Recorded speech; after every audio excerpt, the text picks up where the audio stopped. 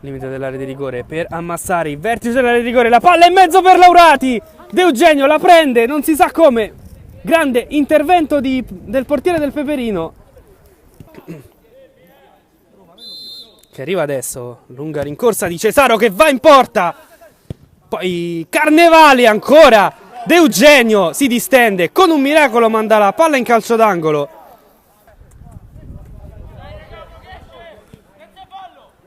Laurato, il destro di Laurato, forse anche una deviazione, plastica la presa di De Eugenio che abbranca la sfera.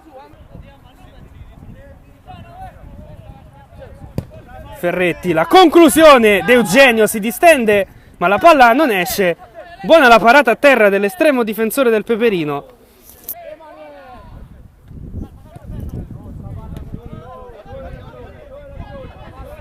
Cesaro, il sinistro, De Eugenio ci mette i pugni, palla in calcio d'angolo,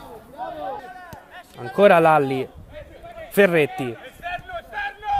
alza la testa, prova la conclusione, la traiettoria velenosissima, gira tantissimo il pallone calciato da Ferretti, lo leva dall'incrocio dei pali De Eugenio,